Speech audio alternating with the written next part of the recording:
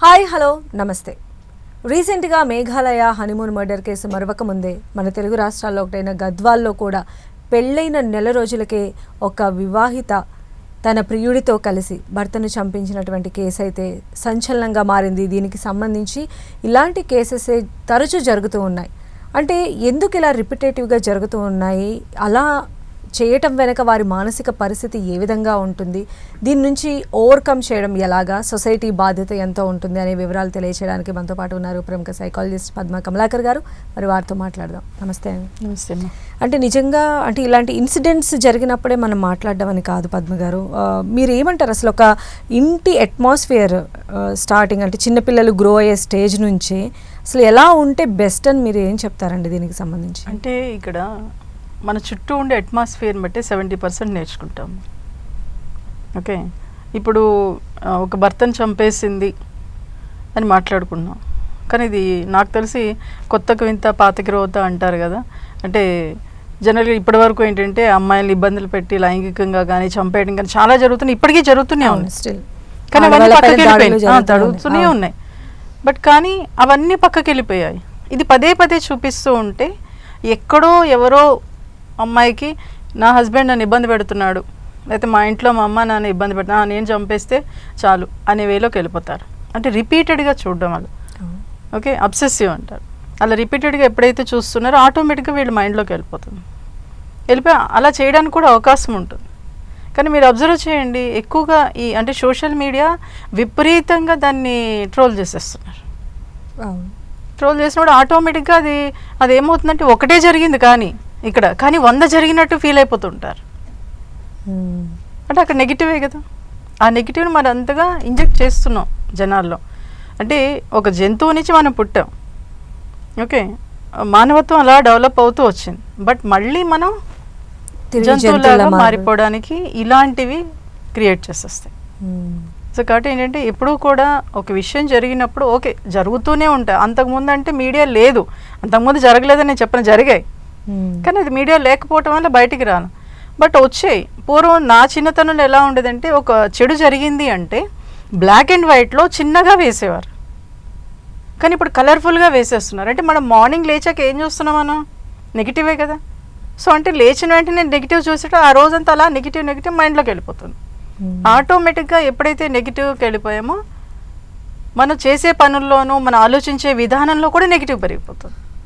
అది ఈ మధ్యన ఎక్కువ జరుగుతుంది. దానివల్ల మనం చేసే పనులు, ఇప్పుడు ఎక్కడైనా సంజయ్ నువ్వు చాలా బాగున్నావు అని చాలా కూల్గా చెప్పావు అనుకోండి, మీకు ఎక్కదు. నువ్వు బాగాలేదని సీరియస్గా చెప్తే అదే మైండ్లో అరే నన్ను ఏంటి ఇలా పదే పదే అని అలాగా ఆలోచిస్తారు. పడుకున్నా అదే ఆలోచిస్తారు, లేచినా తింటున్నా ఇంక అదే ఉంటుంది. ఏది మైండ్లోకి వెళ్ళింది, బాగున్నా అది. కాబట్టి ఇక్కడ జరుగుతుంది అది. ఓకే, అంటే ఇక్కడ హస్బెండ్ని చంపేసింది అంటే అక్కడ అంటే తను మ్యారేజ్ అప్పుడు వాళ్ళ పేరెంట్స్కి చెప్పి ఉండొచ్చు, వాళ్ళ పేరెంట్స్ యాక్సెప్ట్ చేయకపోయి ఉండొచ్చు. ప్లస్ మ్యారేజ్ అయిన తర్వాత నిజంగా ఆ అమ్మాయికి లవ్ ఉంటే డివోర్స్ తీసుకొని కొత్త జీవితంలోకి అడుగు పెట్టేది, ఇలా హత్యకు దారి తీసేది కాదు. అక్కడికి ఆ అమ్మాయికి ఏంటి లస్ట్ అండ్ అటాచ్మెంట్ ఉండటంతో అది జరిగింది. అంటే మ్యారేజ్ అయిన తర్వాత అంటే కామం, లస్ట్ అంటే ఆ కామం ఎక్కువగా ఉండటంతో నా పీరియడ్తో వెళ్ళిపోతే బెటరు. ఆ లస్ట్ ఉన్నప్పుడు ఏమవుతుందంటే ఎంతసేపు నాకు ఇక్కడ బాగాలేదు, వాడిని చంపేసినా పర్వాలేదు అనే వేలోనే ఉంటుంది. ఇంకేం ఆలోచించరు, వీడు నాకు అడ్డు తగులుతున్నాడు, వీడిని ఏం చేస్తే బాగుంటుంది అని ప్లాన్ చేసుకుంటారు అంతే. ఇది అప్పటికప్పుడు కూడా కాదు, ఎందుకంటే ఆ లస్ట్లో ఉండి ఇంక అసలు ఏమీ ఉండదు. ఇంక సంవత్సరమైనా ఆలోచిస్తారు. ఇప్పుడు లవ్ అనేది అమ్మాయి ఎప్పటి నుంచో చేస్తుంది, మ్యారేజ్ అయ్యాక కూడా జరిగి ఉండొచ్చు, ప్లాన్ ముందే వేసుకున్నారు కదా. అంటే ఆ లస్ట్ అటాచ్మెంట్ ఇక్కడ ఎక్కువ ఉండటంతో అది జరిగింది. ఓకే, అది అక్కడ అమ్మాయి చేసింది. బట్ మ్యారేజ్ టైంలో పేరెంట్స్ ఏం చేస్తున్నారు, ఇది నా దగ్గరకు వచ్చిన ఒక కేసు, నిజంగా ఆ అమ్మాయి జనరల్గా అంటే ఆ అమ్మాయి చనిపోతుందేమో అనే వేలో తీసుకొచ్చారు పాపం అత్తగారును హస్బెండ్. చాలా బాగుంటుంది అమ్మాయి, ఆ అబ్బాయి బాగుంటాడు, మంచిగా చూసుకుంటాడు, కానీ అసలు ఆ అబ్బాయిని టచ్ చేయనిచ్చేది కాదు, అసలు ఇష్టపడేది కాదు. ఎప్పుడు నేను తర్వాత అబ్జర్వ్ చేసినప్పుడు తను లవ్ చేస్తే అది పేరెంట్స్కి ఇష్టం లేదు. ఇష్టం లేకపోవడంతో నేను చేసుకోనన్నా సరే, లేదు మేము చచ్చిపోతాము నువ్వు ఈ పెళ్లి చేసుకోకపోతే అని పేరెంట్స్ అంట. ఆ అమ్మాయి ఏం చేసింది అంటే 2-3 నెలలు గడిచిపోతుంటే ఓ రోజు అత్తగారు చూసింది, హెవీ మెడిసిన్స్ తెచ్చుకొని ఇంట్లో పెట్టుకుంది. అంటే ఈ అమ్మాయి చచ్చిపోతుందేమో అనే ఉద్దేశంతో తీసుకొచ్చారు, కాదు హస్బెండ్ చంపేద్దామని తీసుకొచ్చింది ఆ మెడిసిన్స్. My God. అది ఆ లవర్ ఇచ్చాడు. ఓ. కానీ నేను ఆ అమ్మాయిని అబ్జర్వ్ చేసినప్పుడు ఏంటి, ఎప్పుడు ఆ లవర్ మాట్లాడిన మాటలే, ఆ లవర్ తీసుకెళ్ళిన ప్లేసెస్ ఇవే రిపీటెడ్గా అమ్మాయి ఆలోచించేది. అంటే అక్కడ ఆకర్షణ.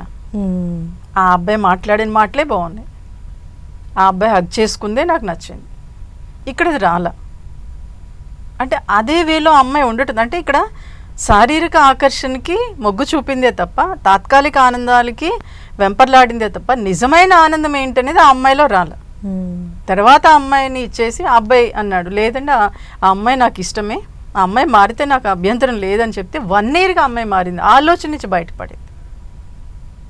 అంటే తను తర్వాత నేను చెప్తున్న క్రమంలో, లేదు నేను బాగుంటాను, నేను మారుతాను. తర్వాత ఆ అబ్బాయి అసలు చెప్పకూడదు కానీ చాలా వెధవ. కానీ ఈ అమ్మాయికి ఏంటి, ఆ లవ్లో అట్రాక్షన్, ఆ వ్యామోహం ఎక్కువ ఉంటే అది మంచివాడిగానే కనిపిస్తాడు. వాడు ఎంత చెడ్డవాడైనా మంచివాడిగానే కనిపిస్తాడు. అలా ఈ అమ్మాయి కనిపించడంతో అదే హ్యాపీ అనుకుంది. తర్వాత మెల్లమెల్లగా చెప్పటం అవి, అంటే ఇక్కడ ఎలా ఉంటుందంటే చెప్పడం అంటే వాడి మంచివాడు కాదు అని చెప్పకూడదు ఇక్కడ. అలా చెప్పామంటే మనం చెడ్డవాళ్ళం అయిపోతాం. సో కాబట్టి రియలైజేషన్ తీసుకురావడం, అలా తీసుకొస్తే అప్పుడు అమ్మాయి 1 ఇయర్కి మారేది. అంటే ఇది చూడండి, అంటే 1 ఇయర్కి అమ్మాయి మారిందంటే అమ్మాయిలు ఎంత బలంగా అది నాటుకుపోయింది. వాడి మాటలు కానివ్వండి, వాడు చేసే చేష్టలు కానివ్వండి, వాడు తీసుకెళ్లే ప్లేస్ అన్ని. సో కాబట్టి ఇంత వేలో ఒక లవ్ చేసినప్పుడు, లవ్ అనేది ఎప్పటికీ అద్భుతమైంది. ఓకే, లవ్ ఎప్పుడు కూడా అతిగా వెళ్ళిపోయినప్పుడు, వ్యామోహం నుంచి ఈ లస్ట్లోకి వెళ్ళిపోయినప్పుడు, అప్పుడు ఇది లవ్లోనేమో ఎప్పుడు ఎదుటి వాళ్ళని ప్రేమించాలి, ఎదుటి వాళ్ళని భద్రతగా చూసుకోవాలి, ఎదుటి వాళ్ళకి ఏదైనా మంచి చేయాలి అని కోరుకుంటాను. కానీ లస్ట్లోకి వెళ్ళిపోయినప్పుడు ఏమవుతుందంటే, వాడు నాకు ఇక్కడ ఇది కూడా ఉంటుంది, వాడు సరిగ్గా నా కామం తీర్చకపోయినా సరే వాడు చంపేయచ్చు, ఆ వేలో కూడా ఉంటుంది. కానీ ఇక్కడ ఏం జరిగింది, పెళ్ళి అయిన తర్వాత కూడా ఈ 3 నెలలు అమ్మాయి అదే ఉంది, అందుకు అది జరిగింది. ఓకేమ్మా, కాబట్టి ఇలాంటి కేసెస్ మనం చూసినప్పుడు వాళ్ళ ఆలోచన అంటే లస్ట్ అటాచ్మెంట్ ఎక్కువగా జరిగింది అక్కడ. ఆ జరగడంతో హస్బెండ్తో అక్కడ అమ్మాయి, కానీ పెళ్లిలో కూడా చాలా బాగున్నారని చెప్పారు. అంటే బాగున్నారంటే తర్వాత ఉండొచ్చేమో, కానీ అది లేకపోవడంతో ఇంక ఇదే హ్యాపీగా ఉంది, ఇదే నేను ఎంజాయ్ చేయొచ్చు అనే వేళ అమ్మాయి చేసింది. ఇలాంటివి జరుగుతున్నాయి, ఇప్పుడు ఎప్పటి నుంచో జరుగుతూనే ఉన్నాయి, కానీ ఇది బయటకు వచ్చింది కాబట్టి. ఈవెన్ ఇప్పుడు మీరు కౌన్సిలింగ్ చేశారు కాబట్టి ఆ జంట ఇప్పుడు సెటిల్ అయ్యారు. సో ఇలా కౌన్సిలింగ్కి రావాలి, చెయ్యాలి. ఎంతమంది ఆడపిల్లలు ఇలా బయటకు వచ్చి నేను ఇలా సఫర్ ఫీల్ అవుతున్నాను, నన్ను ఇందులోంచి బయటకు తీసుకురండి అని చెప్పగలుగుతున్నారంటే తక్కువ. ఎందుకంటే అంటే కొంతమంది జనరల్గా అంటే పేరెంట్స్ కొంతమంది అలా తీసుకొస్తూ ఉంటారు. నా దగ్గర ఇంకొక కేసు కూడా, నాకు హస్బెండ్ కావాలి, లవరు కావాలంది. అంటే వాళ్ళ ఆలోచనలు చూడండి, అంటే ఇద్దరు కావాలంటుంది, ఇద్దరు అయితేనే నేను కాపురం చేస్తా, లేకపోతే చేయను. అది ఎందుకు అంటే చిన్నప్పటి నుంచి వాళ్ళ ఇంట్లో వాళ్ళ పేరెంట్స్ ఒక హగ్ కానీ, ఒక కిస్ కానీ, ఒక ఎఫెక్షన్ కానీ చూపించాలి అమ్మాయికి. అందుకే ఆపోజిట్ సెక్స్ అనేది ఎక్కువగా అట్రాక్షన్కి లోన్ అవ్వడానికి రీజన్ అదే. ఇంట్లో లేకపోయినప్పుడు బయట వెతుక్కుంటారు. అందుకే చూడండి, లవ్లో మీరు అబ్జర్వ్ చేయండి, బాగా ఉన్నవాళ్ళు లేని వాళ్ళని లవ్ చేస్తుంటారు. అంటే ఆ మాటలు, ఆ అట్రాక్షన్, అంటే అలా అని అందరూ కాదు, ఏదో కొంతమంది.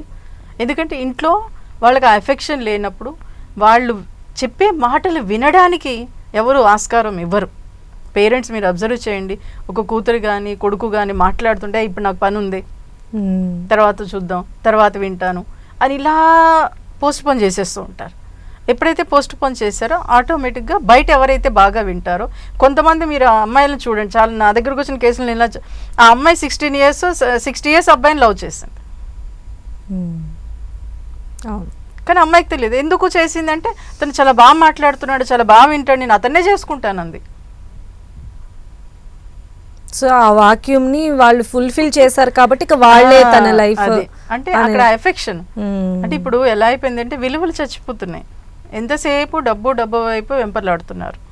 ఓకే, అది అవసరమే కాదు, కావాలి, మనం ముందుకెళ్ళాలి అని ఏదైనా చేయాలని, బట్ అది ఎంతవరకు అవసరం? ఈరోజు నీ పిల్లలకి నువ్వు ఇచ్చే సమయమే పెట్టుబడి, బట్ ఆ పెట్టుబడి నువ్వు ఇస్తున్నావంటే ఇవ్వట్లా. అందుకే వాళ్ళు బయటకు పారిపోతున్నారు. అసలు వైఫ్ అండ్ హస్బెండ్ మధ్య ఎలాంటి సంబంధాలు ఉంటే బాగుంటుంది అంటారు? మీరు చెప్పిన ఈ అట్రాక్షన్కి, లవ్కి, లస్ట్కి, ఇప్పుడు ఉన్నటువంటి దీనికి అసలు భార్యాభర్తల మధ్య అనుబంధం అంటే ఏం డెఫినేషన్ ఇస్తారు? ఇక్కడ ఎలా ఉంటుందంటే సంజయ్ దగ్గరికి వెళ్ళేటప్పటికి లవ్ మారిపోతుంది, ఆ కెమెరా దగ్గరికి వెళ్ళేటప్పటికి ఇంకొక లవ్లోకి వెళ్ళిపోతుంటారు. అంటే ఇక్కడ మనిషికి మధ్య చాలా డిఫరెన్సెస్ వచ్చేస్తాయి. ఇక్కడ ఒక వైఫ్ అండ్ హస్బెండ్ అనేది డిఫరెంట్ ఫ్యామిలీస్ నుంచి వస్తారు, డిఫరెంట్ ప్లేసెస్ నుంచి వస్తారు. ఓకే, అంటే ఇక్కడ ఒక పెళ్ళి అనేది ఇద్దరు మనుషులకి కాదు, 2 కుటుంబాల కలయికే మ్యారేజ్. ఓకే, అంటే అందులో 10 మంది ఉండొచ్చు, ఇందులో 10 మంది ఉండొచ్చు. ఒక 20 మందిని వాళ్ళు అడ్జస్ట్ చేసుకుంటూ ముందుకెళ్ళాలి. అలా వెళ్ళాలి అంటే ఆ అవకాశం ఇప్పుడు పిల్లలకి ఇస్తున్నామా అంటే లేదు. ఎందుకు లేదు అంటే ఒక ఫంక్షన్ జరిగిందంటే పిల్లల్ని మనం పంపించాం, అమ్మో నాన్న ఎవరో ఒకళ్ళు వెళ్ళొచ్చేస్తారు, అరే నువ్వు టీవీ చూసుకోరా లేకపోతే సెల్ ఫోన్ చూసుకోరా అన్న. ఈ ఫంక్షన్స్ అని ఎందుకు పెట్టారు? పిల్లలకు తెలియడం కోసం.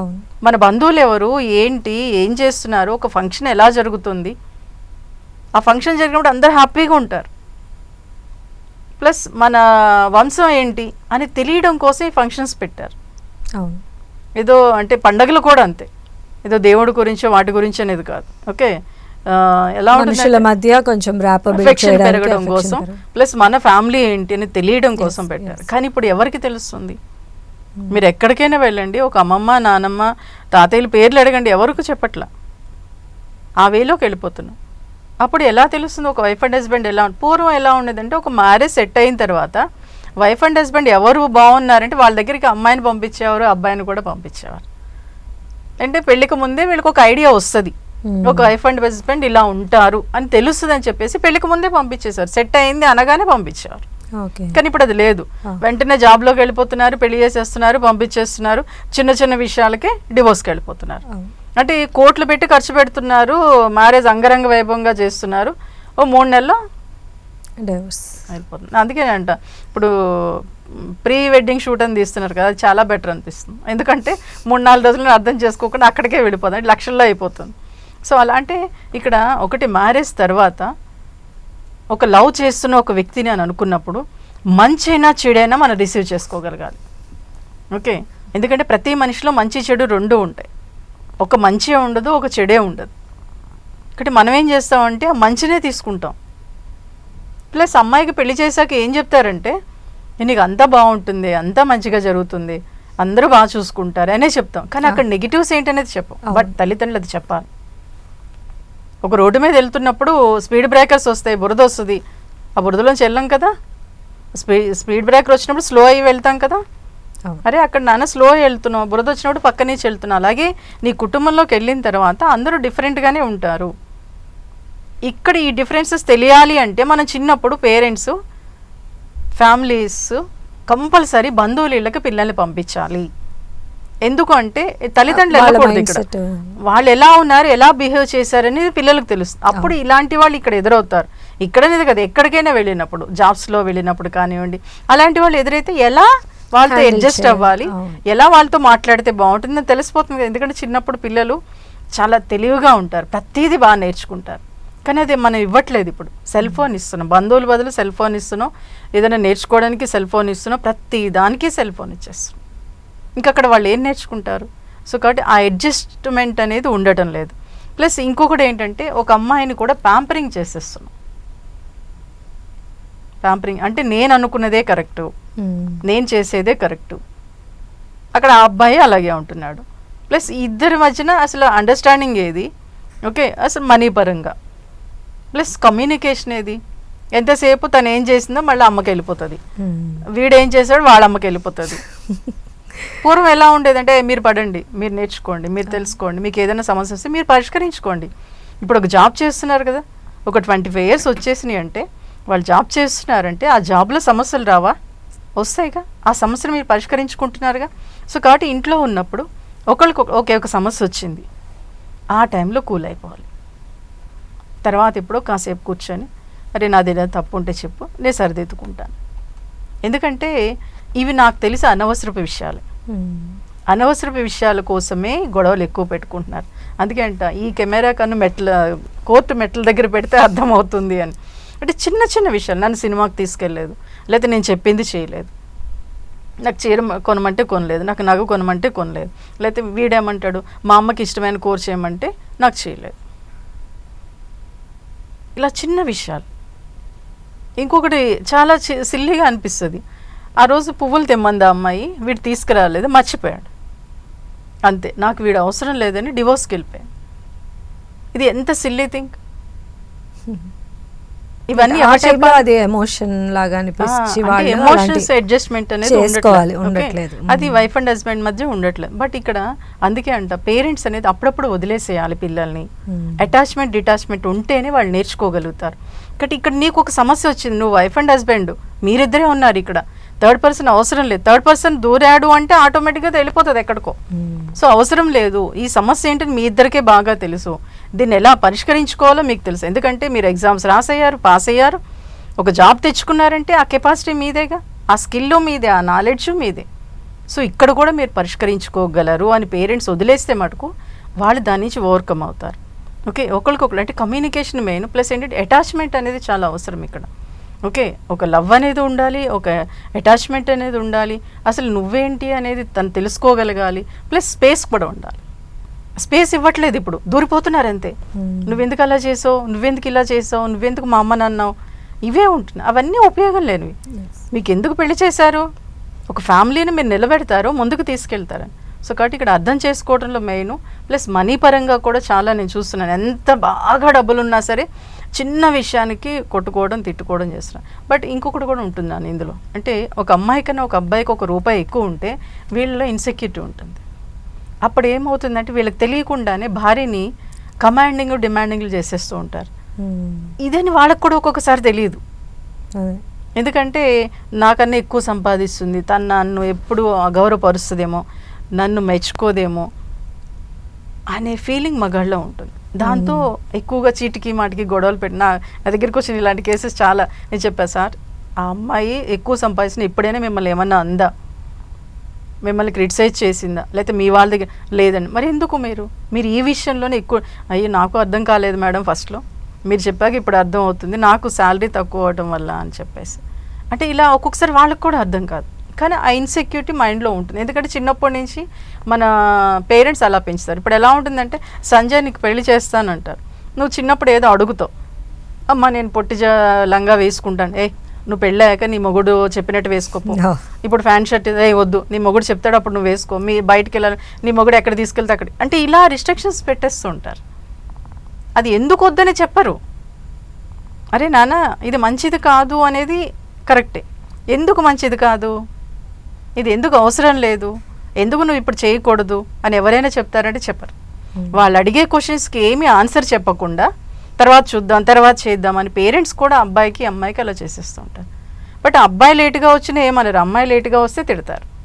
అంటే అబ్బాయి ఎదురుగుంటే తిట్టేటాడు, అబ్బాయి మైండ్లో కూడా ఉంటుందిగా, అంటే నేను కమాండ్ చేయొచ్చు అమ్మాయిని, నేను ఏం చేసినా పడి ఉంటుంది అనే వేలోకి వెళ్ళిపోతారు. సో కాబట్టి ఇవన్నీ ఇప్పుడు ఎలా అయిపోయిందంటే క్లమ్జీ మైండ్స్ అయిపోతుందంటే ఆ డిస్టర్బెన్స్ పెరుగుతున్నాయి. కాబట్టి ఒక వైఫ్ అండ్ హస్బెండ్ ఇంకొకరు చెప్తారా, అమ్మ చెప్తుందా, నాన్న చెప్తుందా అనేది కాదు, మీరిద్దరు ఆలోచించుకోండి. మీరు ఎలా ఉంటే బాగుంటుంది మీకే బాగా తెలుసు. బట్ మీ వైఫ్ కానీ మీ హస్బెండ్ కానీ వాళ్ళు ఎలా బిహేవ్ చేస్తున్నారు, వాళ్ళ మంచి ఏంటి చెడు ఏంటి తెలుసుకోవడానికి ప్రయత్నం చేస్తే అసలు డివోర్స్ వరకు వెళ్ళాల్సిన అవసరం లేదు. ఈ గొడవలు కూడా ఉండవు. బట్ గొడవలు అప్పుడప్పుడు రావాలి, ఎందుకంటే ఇద్దరు మరింత హ్యాపీగా ఉండాలి అంటే. సో అక్కడ ఆ గొడవలను కూడా పరిష్కరించుకునే అవకాశం వాళ్ళ చేతుల్లోనే ఉంటుంది. నువ్వు ఇలా ఉండు అలా ఉండంటే అక్కడికి వెళ్ళేటప్పుడు సమస్య మారిపోవచ్చు. సో ఒకటి ఆ సమస్య మీదే పరిష్కారం మీదే, వాటిని పరిష్కరించుకుంటే మటుగా అద్భుతంగా ముందుకెళ్తారు. అని పద్మ గారు మనం చూస్తే ఇప్పుడు జరుగుతున్నటువంటి ఇన్సిడెంట్స్ గురించి మనం మాట్లాడుకుంటే, ఒక మనిషిని చంపేసేయాలి అన్నంత ఆలోచనకి వెళ్ళిపోవడము, అంటే మాయమైపోతున్నాడు మనిషి అన్నవాడు అంటారు కదా, ఆ స్థితికి వెళ్ళిపోతూ ఉన్నారు. ఒక అమ్మాయి నాకు నచ్చలేదు, ఈ సంబంధం నేను చేసుకోను, లేదా నాకు ఇంకొకరంటే ఇష్టము, ఇలాంటివన్నీ స్టార్టింగ్లోనే చెప్తే ఇప్పుడు మనుషుల్ని చంపేంత అంటే వాళ్ళని వదిలించుకోవాలనేటువంటి దీనిలో చంపే వరకు వెళ్లకుండా ఉంటుంది కదా అని అనుకోవడం, అంటే ఈ వర్షన్ కూడా వినిపిస్తోంది, ముందే చెప్పచ్చు కదా. కరెక్టే నాన్న. ఇప్పుడు నేను పేరెంట్స్కి చెప్తారు వీళ్ళు, కొంతమంది చెప్పరు. ఓకే, చెప్పినప్పుడు పేరెంట్స్ వింటున్నారా, నువ్వు నోరు మూసుకో నీకేం తెలియదు, మేము చెప్పిన అబ్బాయిని చేసుకో. అబ్బాయి కూడా కాస్త అక్కడ సైలెంట్ అయిపోతాడు. నేను చెప్పినట్టు విను, ఒకడే కొడుకు అనుకోండి, నేను చెప్పినట్టు విను, నేను చెప్పిన అమ్మాయినే చేసుకో అని ఇటు పేరెంట్స్ అంటూ ఉంటారు. బట్ ఎప్పుడైతే అలా అన్నారో మౌనంగా మారిపోయి తాళి కట్టించుకుంటారు, మౌనంగా మారిపోయి పెళ్లి చేసుకుంటాడు ఆ అబ్బాయి. పెళ్ళి అయిన తర్వాత ఇక్కడ ఈ అమ్మాయిని అబ్బాయిని మర్చిపోలేక అవే ఆలోచనలు మైండ్లో తిరుగుతున్నప్పుడు పొసెసివ్నెస్ పెరిగిపోతుంది. నాకు వాడే కావాలి, వీళ్ళు అవసరం లేదు, వీళ్ళు చంపేసిన పని. అంటే ఆ టైంలో వాళ్ళకి ఇంకేమీ ఉండదు, చంపేయాలి అంతే. అది ఇక్కడ ఎదుటి వాళ్ళు అర్థం చేసుకొని దాన్ని స్మూత్గా. బట్ ఇక్కడ మైనర్ పిల్లలు జరిగింది కదా, వాళ్ళిద్దరి మధ్యన లస్ట్ ఉండటం వల్లే అది అలా జరిగింది. ప్లస్ ఆ మైనర్ టైంలో ఏమవుతుందంటే వాళ్ళు అనుకునేదే కరెక్ట్ అనుకుంటారు. ప్లస్ పియర్ ప్రెజర్ ఉంటుంది, స్నేహితుల ప్రభావం ఉంటుంది, ఒత్తిడి ఉంటుంది. ఇవన్నీ ఉండటంతో ఆటోమేటిక్గా చంపేస్తే వీళ్ళు అడ్డం పోతుంది. ఇంకా ఆ టైంలో ఇంకేం ఉండదు అక్కడ. అమ్మ, నాన్న, అన్న, తమ్ముడు ఎవ్వరూ ఉండరు. మీరు పరువు హత్యలు చూడండి, అక్కడ అసలు ఆ టైంలో ఇంకేం కనిపించవు, ఎదురుకుంటే వాళ్ళు చంపేస్తే చాలు అనే వేలోకి. అంటే మైండ్, అందుకంటే మైండ్ కోతి లాంటిది. ఏ టైంలో ఏ క్షణంలో ఏం చేస్తుంది, ఎలా ఆలోచిస్తుంది అనేది మనం చెప్పలేం. నీ మైండ్లోకి నేను దూరలేను కదా, నీ ఆలోచనలు ఇప్పుడు నేను మాట్లాడుతున్నా ఇంకొక వేలోకి వెళ్ళొచ్చు. అంటే నేను చెప్తున్నా కొన్ని విషయాలు ఎక్కడికో వెళ్ళొచ్చు.